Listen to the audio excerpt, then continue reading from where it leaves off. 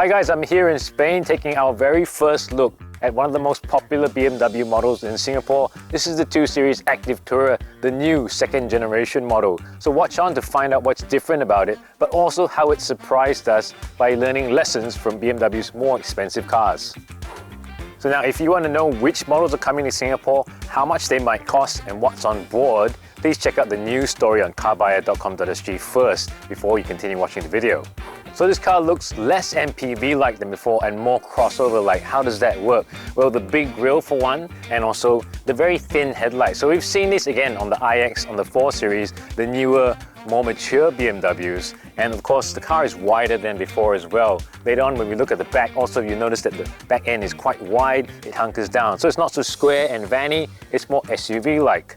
And behind this grille is technology that BMW has cribbed from the iX. So if it looks smoother, cleaner, less cluttered all around, that's because it does, and it's because BMW has worked on the aerodynamics this time around. So behind this is actually an active grille that closes or opens depending on how much air you need to flow in through the thing. And this car in particular is the luxury version, so you get a nice clean front end. You have the air curtains here in silver, but there's also the typical M Sport version, which is the blue car I'll show you in a bit. That one has the M Sport intakes and the different wheels, and of course slightly different interior as well. Okay, one of the more interesting things about this car is right here. It's a flush door handle. Now, the only other car in the BMW lineup that has this right now is the 4 Series Grand Coupe. So quite an interesting link there. And they did that to improve the aerodynamics like what we said. And the car also has a flat underbody and the louvers like we saw. And as well as around here, BMW has also increased the ceiling on the car. So overall, it's more aerodynamic than before, more quiet. But what you really want to know is it's an MPV, so what is the rear seat like? I'm going to get in and show you. So the car is marginally larger, it's wider, it's slightly taller, although the wheelbase is the same. But as you can see, again, I'm 1.73 meters tall, pretty good legroom right here, and really good headroom as well. Now, one really clever thing about this car is that down here. If you notice, you look at my feet, there's a little cutout, so we don't have to boom, jam our feet right in there. And there's also 2 USB ports and aircon ports as well, so quite clever.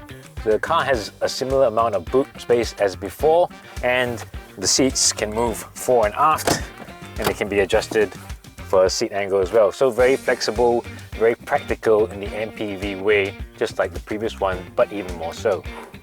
So not just a very luxurious feeling, but also this time around there's a lot of standard equipment on the car. I mentioned the whole list in my news story on carbuyer.com.sg, so please check that out.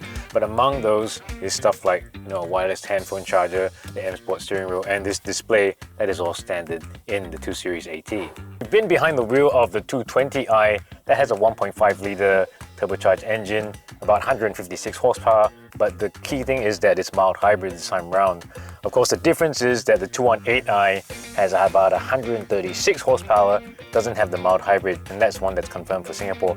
But I think the 220i should come to Singapore as well as the mid-level offering. Now, how does it drive? Again, like the lessons it's learned from design, from the cabin, it drives more maturely now. It's a lot more refined. The 1.5 litre engine has new engine mounts, so it feels a lot smoother, less vibey than before. The aerodynamics have improved, so it's quieter. It's not super quiet, it's still a tall car, and you get some wind noise around the A-pillars, especially when you're going above 120 kilometers an hour. The suspension is pretty good, quite comfortable, but bearing in mind that Spain's roads aren't as bad as Singapore's ones with the really thumpy kind of bumps that are so common in Singapore now. But overall, impression is pretty good. Decent power, decent acceleration, and also quite refined as well. So quite a big leap in terms of matureness, which I think complements the way the car feels right now, a lot more mature this time around.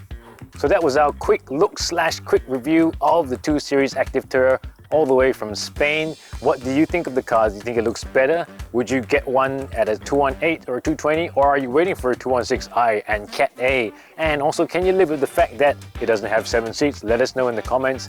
Please like the video if you liked it, subscribe to our YouTube channel, and check out carbuyer.com.sg for more news, reviews and content for motoring in Singapore.